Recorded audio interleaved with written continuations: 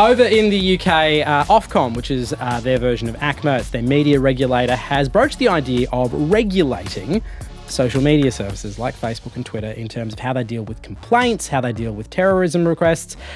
And so this week we're talking about how it is you would regulate. If they could get it passed, what would that regulation look like both there, over here, everywhere? How do you regulate Facebook and Twitter? To debate that, we have Olivia Rosenman and Jeremy Kirk. All right. If you were in charge, wizard-like, of regulating social media, what would it look like? Well, I think they're just kind of floating the idea, like, should we rein in the social networks and try to impose some standards on them that kind of bring up the level of content and maybe help sort of tamp out some of these issues that we've seen with sort of fake news and things like that. So it kind of feeds into this larger story of, the social networks basically trying to clean up a lot of the content. I think some of the things that they've proposed in terms of concrete measures is target times for removing offensive content, so setting a standard that is the target time that you need to take something down if there's been a complaint made that it's illegal or offensive. I think I read something that said they were also considering maybe a minimum 1 hour target for terrorist-related content. There's a lot of criticism about that. Also, is an hour long enough? Well, yeah, it's not really. Yeah, I mean, that. Well, and then there was also this case in 2017 where YouTube took down a whole bunch of videos from Syria that were actually documenting the dropping of barrel bombs, but they didn't realise they thought that they just thought explosions. Yeah. Right, okay. Here in Australia, we have the E-Safety Commissioner and the Office of the E-Safety Commissioner. So this woman called Julie Inman. Julie Inman-Grant, I think it is. Julie Inman-Grant, that's right. So that was set up in 2015. Now, their sort of remit or their roles, as they say on their website, are to respond to cyberbullying complaints, to identify and remove illegal content. Interesting. I don't know how they go. Do they actually? I mean, they don't have the ability to remove it, so I assume it's to put pressure on platforms to remove it. Mm-hmm. To tackle image-based abuse, I think that's a lot of things about child. Well, image-based abuse is the now accepted term for what we used to call revenge porn, essentially. Yeah. And then they do a whole bunch of education campaigns and programs. But I think what this woman, Sharon Wright from Ofcom, which is like our sort of ACMA equivalent, is suggesting that this stuff be made into law. I think it's an interesting dilemma. I'm not entirely sure how. If you could build regulations in it and tighten the relationship between government and response times on things like cyberbullying, abuse, terrorism, Jeremy, what would it look like? I think it's really difficult to legislate this. And what the social networks have said so far is like they're really struggling with the scale. Like the difference between like regulating TV and radio is that those are closed loop systems, right? You have like a staff and they produce content and you can tell them, okay, this is the new standard or this is our standard for this. Things on Facebook, things on Twitter, you're completely out of control. All the content is coming from the outside and then you have to react to it. I mean, you can try to set a standard in your terms of service, which nobody reads.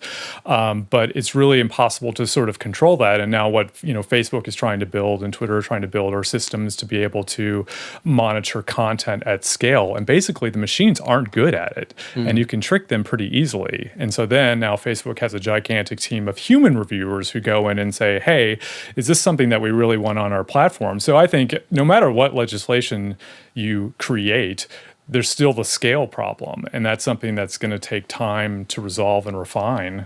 Yeah, it's funny because on one hand it seems like ridiculous that they just sort of fly free and easy and that there's absolutely zero regulation from a government standpoint, whereas TV and radio does have all that regulation. But as you said, it's logistically impossible. I mean, maybe difficult. Yeah, okay, maybe and impossible expensive. Is too strong. And I think, look, things will start to change as machine learning gets better and the machines are better at automatically identifying that stuff. But I think we're still a way off from there. It made me think of Nipplegate on Instagram, which was funny. It is a really interesting example of where machine learning has not necessarily done a great service to the community and actually entrenched some pretty interesting gender divides. So on Instagram, you cannot post a picture of a female nipple, a female breast or a female nipple.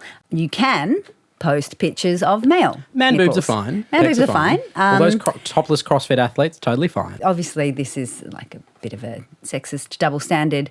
People try to get around it and trick it, and it's quite easily trickable, it turns out. We probably do need to start thinking about how we inject human regulations and inject human rules into that environment, perhaps more so than just the terms and conditions that these services provide. And I think that is a conversation, and I'm not suggesting I have an easy answer to that, but it is something that the governments, I do think, should start looking at. Yeah. What do you think? I kind of think of the controversy over Alex Jones, who's the broadcaster in the U.S. of InfoWars, which is a very inflammatory sort of show that's promoted a lot of false conspiracy theories. And, they hemmed and hawed over how to, should we allow him on the platform? And, I mean, it kind of seemed pretty clear that this is just really fringe content. It's false. You should get rid of him. But they really, they were worried about clamping down on sort of free speech. And but these things should be kind of clear. I mean, you really don't have free speech on a platform run by a commercial company. Like, none of these companies, Twitter or Facebook, would allow somebody to come into their lobbies and sort of blow racist dog whistles. So, I mean, I kind of think, like, why should you allow it online? Some of these decisions should be easy. And machines aren't going to necessarily catch the nuance in language either. When a machine learns to identify racism, I'll be and there's been countless stories of where machine learning has sent people awry in that arena. All right, there is lots more of this in the podcast of Download This Show. Yes, I know, it's called Download This Show, and it's a podcast. Who knew? Very clever. We're also talking about the new changing ways in which music is being paid for in the United States. If you happen to be watching this on TV, head along to the ABC News YouTube channel, go to the comments, leave a suggestion of something you'd like us to cover. If you're watching this on YouTube, well done. Just scroll down, do it there. And I will catch you next week for a new episode of Download This Show.